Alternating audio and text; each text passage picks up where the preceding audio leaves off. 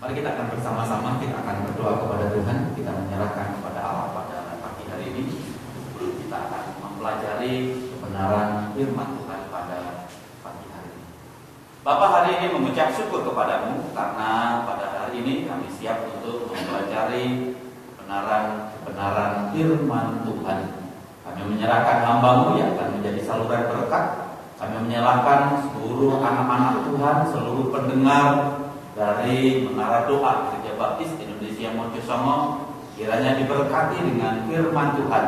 Kami percayakan yang hadir diurapi dengan kuasa Roh Kudus, sehingga kebenaran firman Tuhan hari ini sungguh-sungguh memberkati dan menguatkan anak-anak Tuhan di new normal pada saat ini. Kami percayakan sekali lagi di dalam nama Yesus Kristus kami menyerahkan. Haleluya. Amin. Salam. Salam. Puji Tuhan. Kiranya damai sejahtera selalu melimpah di dalam kehidupan saudara-saudaraku yang selalu mengasihi Tuhan di dalam kehidupannya. Saudaraku yang saya kasih dan mengasihi Yesus Kristus, pada pagi hari ini temanya sama, yaitu iman yang berkemenangan, bagian yang kedua. Hanya bacaannya saja yang berbeda. Dari dalam Kejadian pasal yang ke-22 yang menjadi bacaan kita bersama pada pagi hari ini.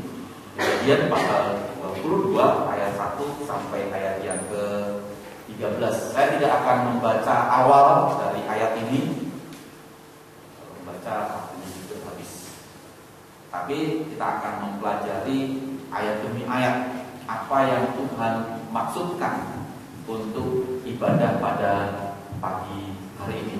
Saudaraku yang saya kasih dan mengasihi Tuhan, dalam situasi, dalam kondisi, dalam keadaan hari ini, di bidang bisnis, usaha dan sebagainya, ada pepatah mengatakan,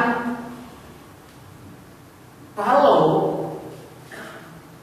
tidak dimakan, siapa yang akan saya makan? Karena sesungguhnya ruang gerak tidak sempit, tetapi situasi dan keadaan yang membuat bagaimana dan seperti apa, caranya seperti apa untuk mendapatkan usaha dan sebagainya. Itulah sebabnya ada yang berkata juga bahwa siapa yang akan saya sakiti? Saya dulu yang disakiti, atau orang lain itu dulu yang saya sakiti? Ada yang pepatah mengatakan demikian ini. Tetapi hari ini saya mengajarkan kepada saudara-saudaraku yang dikasihi oleh Tuhan, di dalam kekristenan tidak ada konteks itu. Di dalam kekristenan justru ada orang menyakiti, dibalas no, tapi malah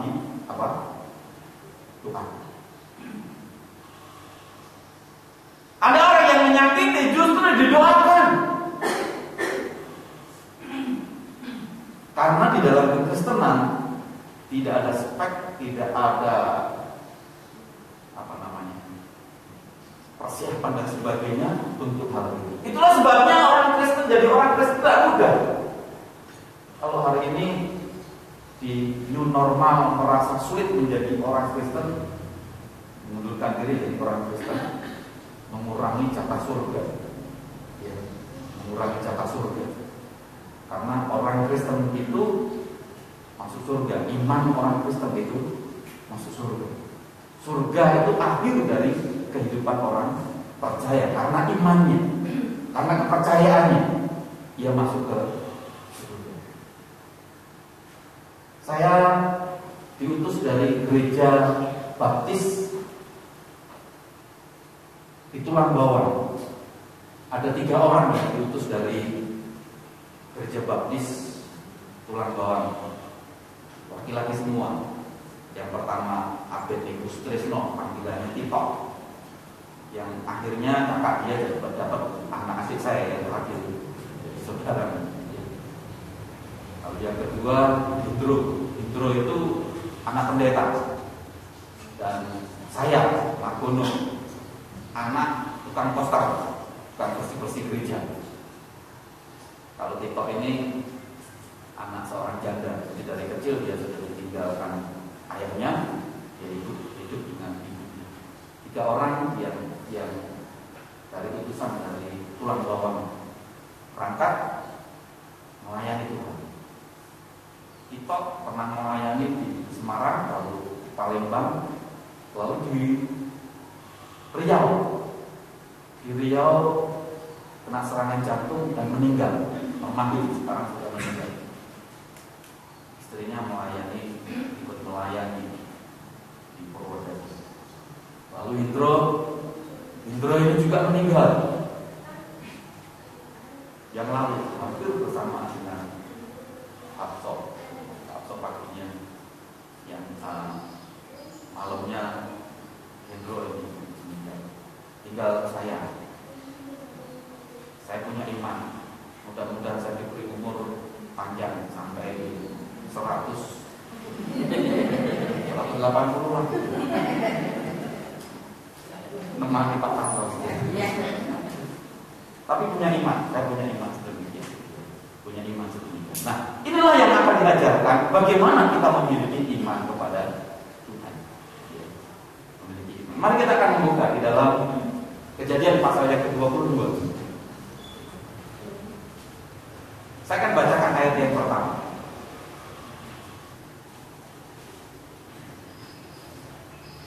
Kejadian pasal yang ke-22 ayat pertama. Setelah semuanya itu Allah mencoba Abraham. Ia berfirman kepadanya, Abraham, lalu sahutnya, ya Tuhan. Di sini dikatakan setelah semuanya itu Allah mencoba Abraham. Ketika kita membaca ini seolah-olah ayat ini hanya bercerita saja. Tetapi ketika saya mempelajari ini, setelah semuanya itu Allah mencoba Abraham. Artinya ketika saya membaca ayat ini, Abraham itu namanya sebelumnya siapa? Abraham. Dia menjadi Abraham itu tidak mudah.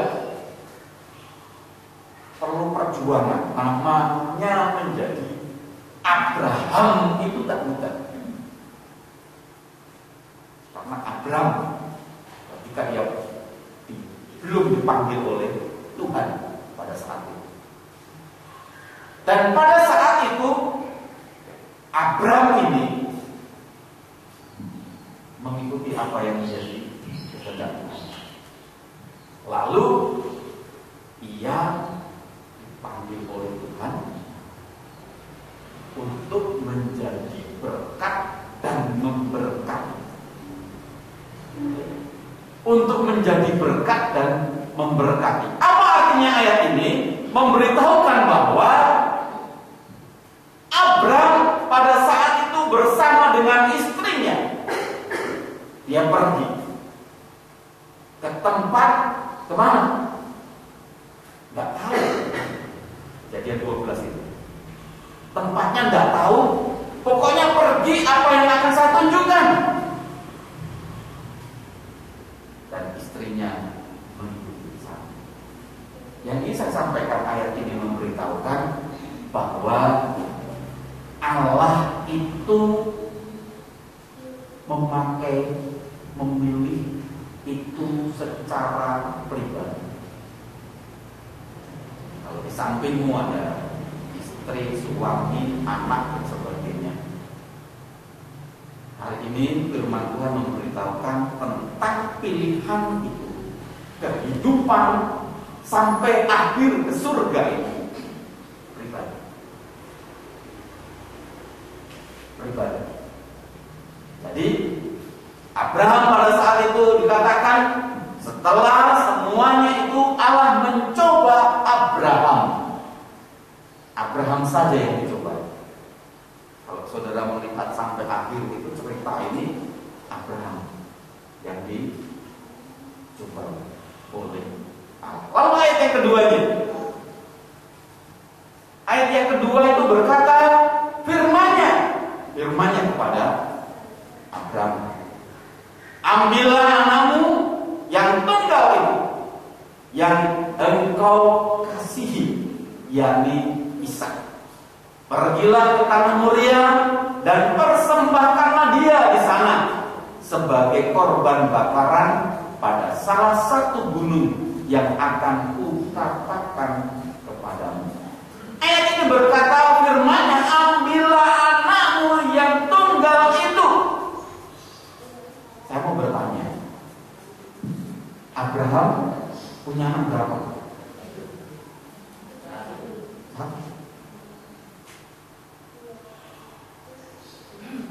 Lah, yang Abraham disuruh, ayo coba sama pembantunya, itu bukan anaknya berarti. Oh iya. Ini kalau saya menjadi saya keliru gitu. Keliru ini. Apa itu bukan darah dagingnya?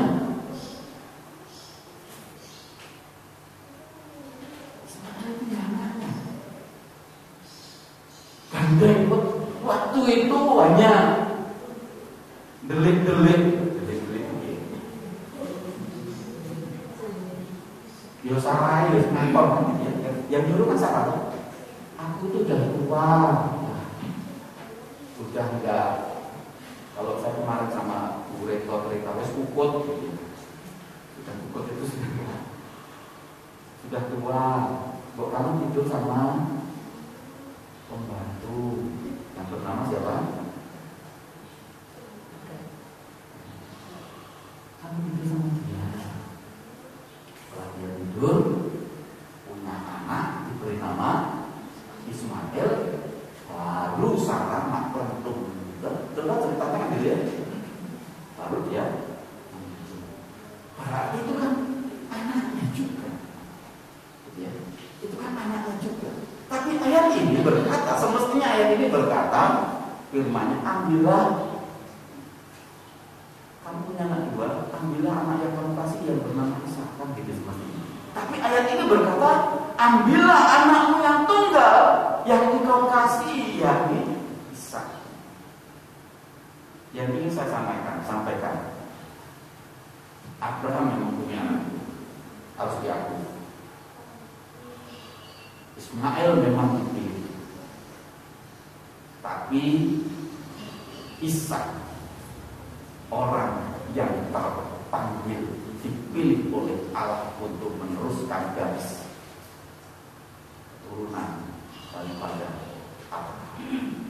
Artinya yang ingin saya sampaikan, terpilih belum tentu terpanggil, tetapi dia pasti terpilih. Saudara-saudaraku di sini terpilih oleh Tuhan. Saudara menjadi orang Kristen, tidak rugi, dan itu adalah rencana Tuhan. Amin. Aminnya sekarang nggak melalui itu, tapi ini saja. Karena ini itu. Kalau amin, ini saja.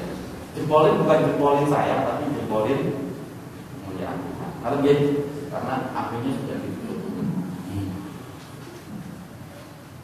Nah, ini artinya bahwa pada saat itu Ishak ini bukan hanya terpanggil, tetapi dipilih oleh Tuhan. Saudara-saudara bukan hanya terpanggil, tetapi saudara dipilih oleh Tuhan. Di dalam Efesus itu dikatakan, ya betul ya. Efesus dikatakan, saudara adalah orang yang dipilih, orang pilihan Tuhan. Saudara menjadi orang Kristen hari ini luar biasa, puji Tuhan, karena saudara adalah orang yang dipilih oleh Tuhan. Menjadi orang Kristen itu pilihan Tuhan. Itulah sebabnya firman Tuhan memberitahu kepada saudara, saudara perlu mengucap syukur, karena saudara adalah orang pilihan Tuhan yang kuat senantiasa dalam keadaan apapun kuat.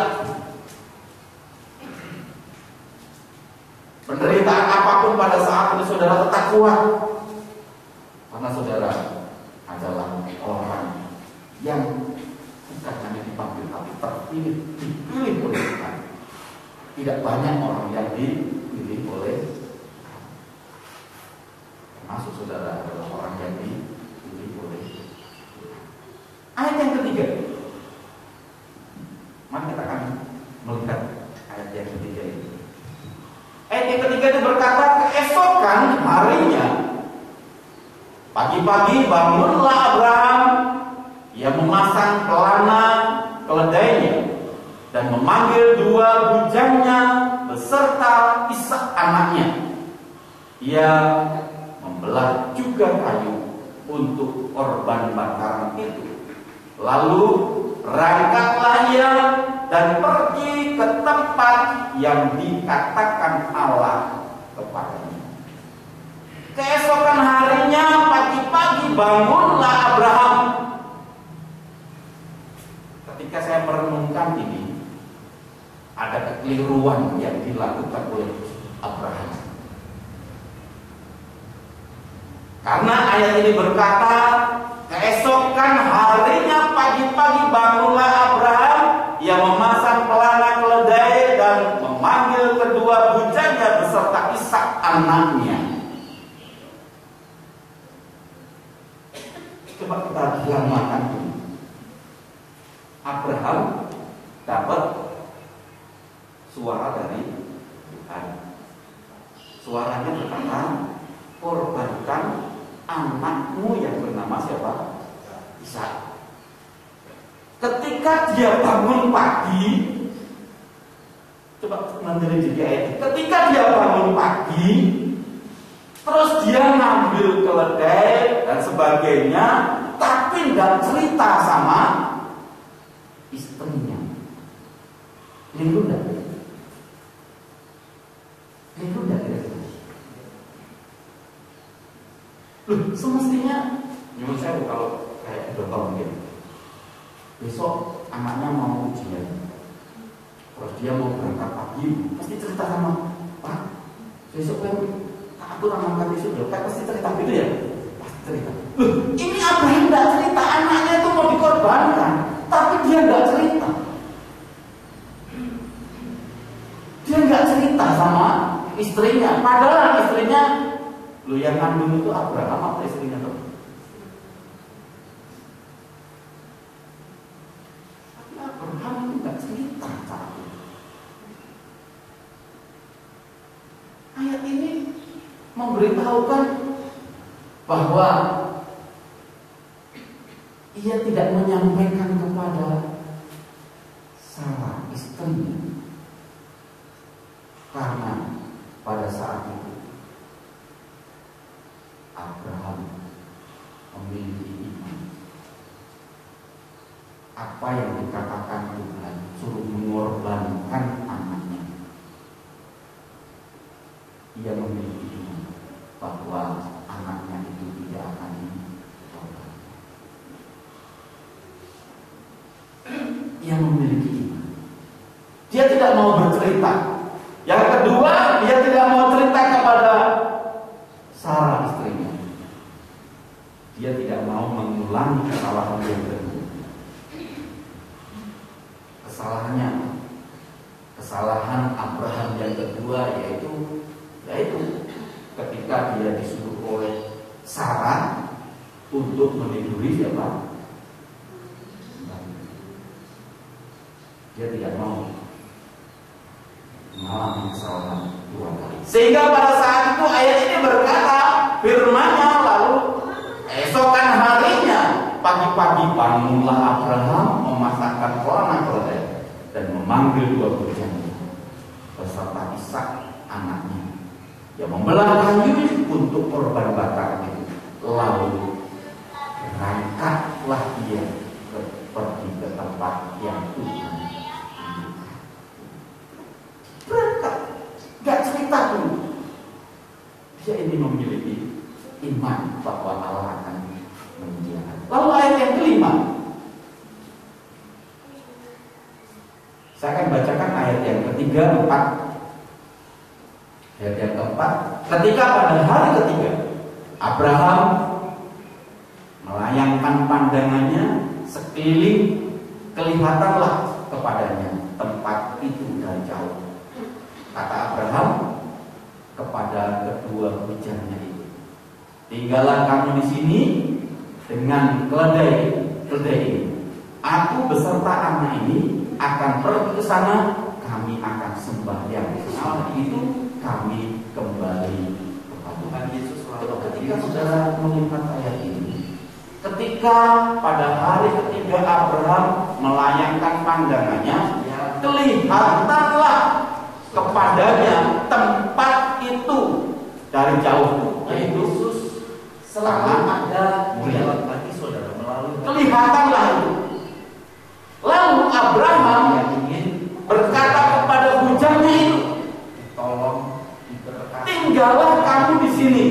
Jadi saya berani pakai. Kami kekuatan buat dia berhenti.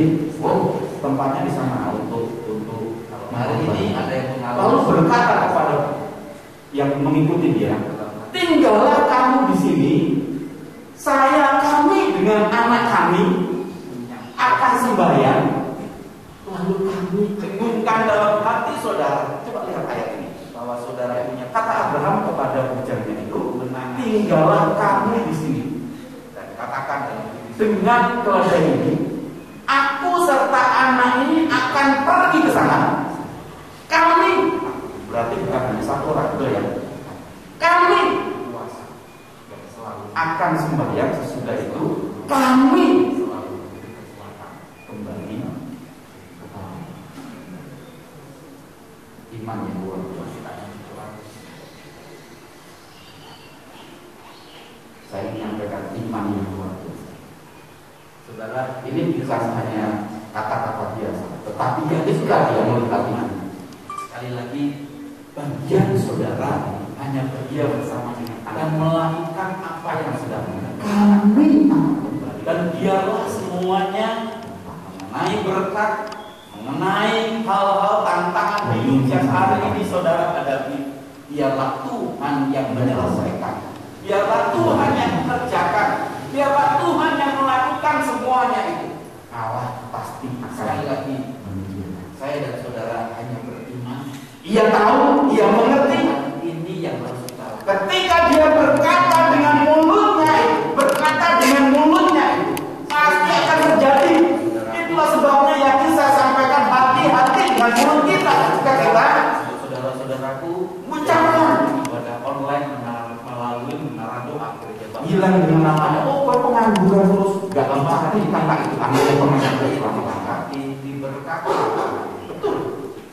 Karena hari ini anak-anakmu sudah mendengarkan kebenaran firman Tuhan. Itulah sebabnya ini berkata, yang membangunkan tapi saya dengan anak ini akan sesuai sembahyang, lalu kami akan kembali lagi. Ini ucapan dia di dalam kehidupan mereka. Iman dia punya iman pengharapan, iman kemenangan yang mengerjakan itu, dan dialah akan siapa didengungkan dalam hati mereka, supaya hati-hati mereka ini tidak memikirkan tentang duniawi saja, tetapi tentang kemuliaan Allah. Berkati anak-anak cabut. Kalau hari ini ada yang mengalami persoalan, Tuhan campur tangan, kita nakal akan memberi cabut kata-kata. Tuhan akan memberi kekuatan dalam setiap kehidupan anak-anakmu. Karena kata saat itu sampai selama-lamanya. Hambamu hanya meminta kepadamu sekali lagi, kiranya Tuhan ketika Pilatus anak-anaknya ada di tempat ini, tidak berusaha melalui ibadah. Kalau saudara baca dari lalu orang Farisi di sana, salibkan dia dalam namamu, di dalam nama Tuhan Yesus Kristus. Biar dosa kami yang menanggung, berdoa dan menyerah. Haleluya. Saat Israel berdarah terus, lupa nggak dicabut, oh yang nyambut sudah meninggal. Ini betul firman Tuhan ini berkata, Abraham pada saat itu percaya sekali. Ketika dia berkata kepada bujangnya, kamu ditunggu di sini, saya akan sembahyang, kami akan kembali lagi. Itu iman yang luar biasa, yang perlu diteladani. Ayat yang selanjutnya, ayat yang keberapa? Ayat yang ke-6 ya, kita akan lihat. Lalu Abraham mengambil kayu untuk bakaran itu dan memikulkannya ke atas bahu Ishak anaknya. Sedang di tangannya dibawanya api dan pisau. Demikianlah keduanya berjalan bersama. Sebagai orang tua, coba saudara bayangkan, kayunya itu ditaruh, suruh Ishak yang mikul. Tangan kanan dan tangan kiri megang apa? Pisau dan api, jalan sama. Saudara bayangin, sebagai hati orang tua. Saudara bayangin hati orang tua. Jalan sama, bawa pisau sama api yang untuk dikorbankan.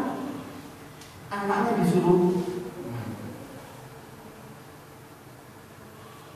Saya ini mungkin sudah beberapa kali saya sampaikan. Saya jadi pendeta itu bukan kemauan saya, karena pada waktu itu saya memang sakit di rumah sakit Immanuel itu beberapa bulan. Dulu belum ada BPJS.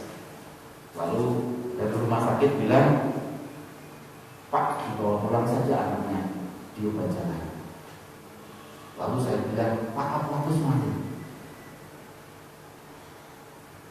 Jawabnya apa? Wah, ini kok jadi pendito. Itu sebabnya sekarang jadi, ya ini jadi kayak gini. Ya. Pada saat itu dibilang, mulanya kok jadi pendito. Karena pada saat itu dari SMP saya sudah didoakan. Dan saya kata, dulu saya setengah, bergerak,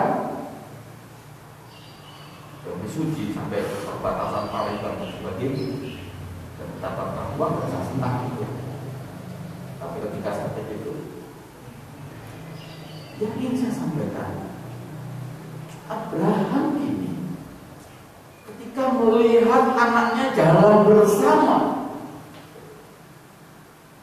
ketika saya dan saudara melihat bagaimana anaknya mungkin pada saat itu divonis sakit, apa jawabnya? Gusti sinarep mari hanya itu yang bisa diucapkan. Nah, inilah yang disampaikan pada saat itu Abraham ketika melihat hal itu. Lalu ayat yang selanjutnya, ayat yang ke-7. Lalu berkata Ishak kepada Abraham, ayatnya, Bapak, sahut Abraham, ya anakku. Bertanyalah ia, di sini sudah ada api dan kayu, tetapi di mana anak domba untuk korban bakaran itu? Pak, mungkin ini saya kayu, saya kedua bakar, korbanin di saudara. Coba berpikir ketika menjadi Abraham, ditanya sama Pak, api sudah ada, kayu sudah ada, sing dikorbankan di nangis pasti, betul ya?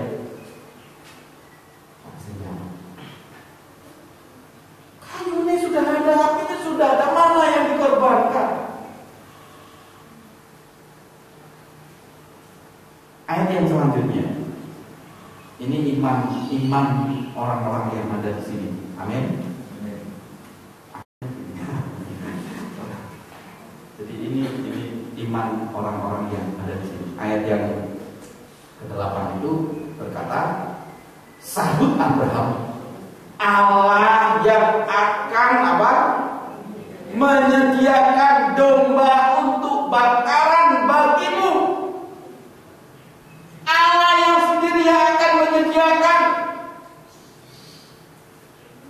Saudara, ayat ini berkata ketika diperhadapkan dengan Ishak, Lalu dia berkata, sahut Abraham, Allah yang akan menyediakan domba untuk korban bakaran baginya anakku.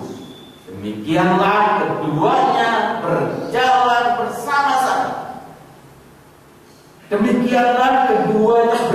bersama-sama. Mereka katakan, Allah yang akan menyediakan anakku. Lalu tetap ini saya berharap iman jemaat Gereja Baptis Mojosongo ini seperti ini. Amin. Kalau saya jadi berhasil, saya jadi orang berhasil, anak-anak saya berhasil. Ini yang harus selalu dikembangkan, ini yang harus dibicarakan. Jangan mengatakan anak itu dan sebagainya hal yang tidak baik. Abraham ini berkata, Allah yang akan menyediakan anakku. Lalu dia berjalan bersama. Cepat. Ayat yang ke-10 dan 11. Ayat yang ke-10 dan 11 saya akan membacakan kepada saudaraku. Sesudah itu Abraham mengulurkan tangannya, lalu mengambil pisau untuk menyembelih anaknya. Sesudah itu Abraham mengulurkan tangannya, lalu mengambil pisau untuk menyembelih anaknya. Ayat yang ke-9, Ishak diikat. Itu ya. Ishaknya diikat, lalu diangkat, ditaruh di atas apa? Kayu. Itu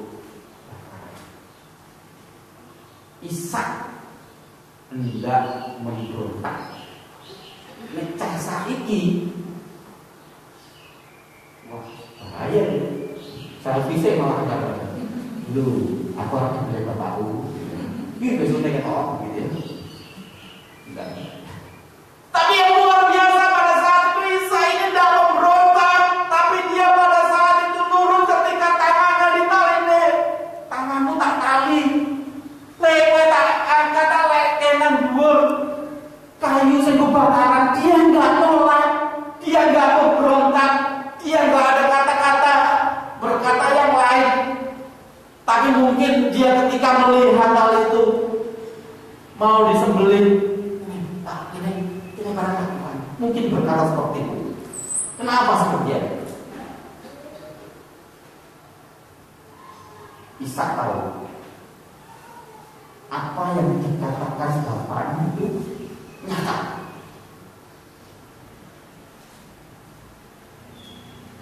Yang kedua, pohon yang baik pasti akan menghasilkan apa?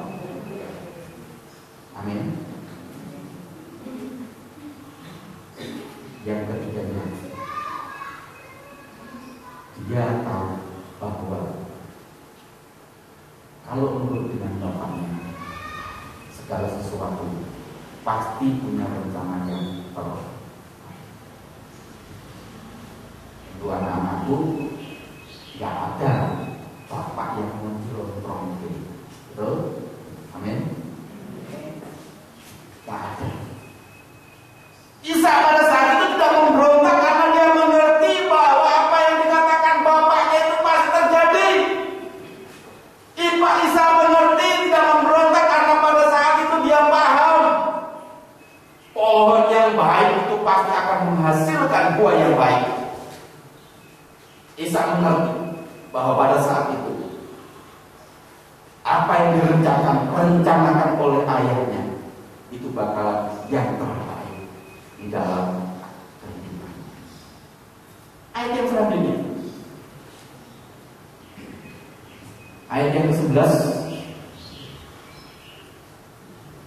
Tetapi berserulah malaikat Tuhan dari langit kepadanya, Abraham, Abraham, sahutnya, ya Tuhan. Lalu ia berfirman, jangan kau bunuh anak itu, dan jangan kau apa-apakan dia, sebab setelah ketahui sekarang bahwa engkau takut akan Allah dan engkau tidak segan-segan untuk menyerahkan anakmu yang tunggal kepadaku. Ketika ia siap, pisaunya mau dituncak, mau dibunuhkan ke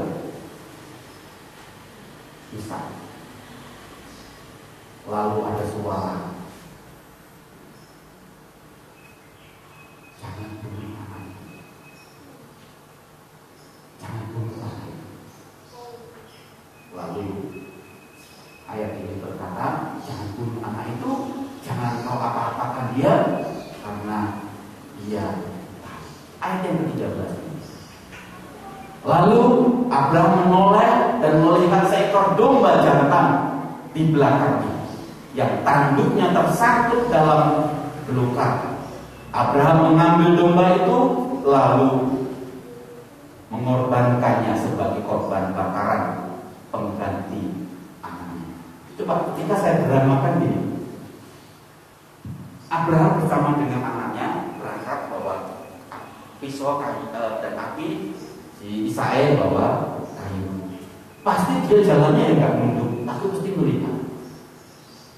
melihat kanan ke kiri, ada apa orang lain apa enggak, pasti dia melihat. Lalu ketika dia akan membunuh anak itu,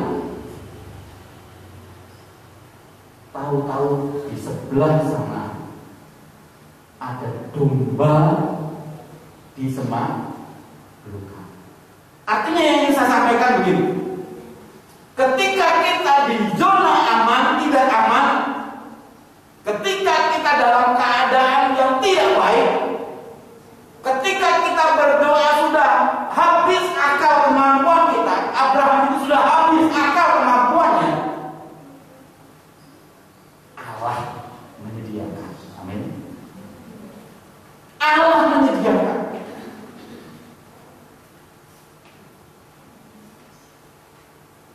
Tuhan menyediakan. Ketika mereka ini sudah tidak bisa apa. Sehingga pada saat itu Abraham ini berkata, Yehovah Jireh, Allah yang menyediakan, Allah yang melakukan, Allah yang mengerjakan. Tetapi pada saat itu sesungguhnya Abraham tidak pada saat zona aman, dan Allah melakukan. Tidak ada yang tidak mustahil. Allah bisa mengerjakan apa saja. Ketika saya dan saudara tidak mampu, Allah bisa mengerjakan apa saja. Ketika saudara mulai berdoa dan sambil meneteskan air, Tuhan tahu, Tuhan sudah memilih saudara. Yesus akan hadir, Yesus akan memberkati saudara-saudara. Haleluya, amin. Tuhan berkati. Mari kita akan berdoa. Bapa, hari ini mengucap syukur firman-Mu yang boleh menjadi kekuatan bagi anak-anak-Mu. Biarlah firman-Mu tidak akan pernah sia-sia. Firman-Mu menjadi kekuatan bagi anak-anak-Mu. Tetap memiliki iman kemenangan di dalam Tuhan, karena kita boleh belajar dari Abraham. Bukan mudah berjuang memiliki iman, dan tidak gampang ketika dia disebut sebagai bapak orang percaya yang harus dicoba, diuji imannya. Kami hari ini mungkin saya dan saudaraku ada yang dalam posisi sedang diuji, di imannya sedang diuji oleh Tuhan. Yakini, imani bahwa Tuhan akan memberikan. Yehovah Jireh, Tuhan akan melakukan itu di dalam kehidupan saudara. Kami percayakan Tuhan kami kehidupan saudara-saudaraku. Haleluya, haleluya. Amin.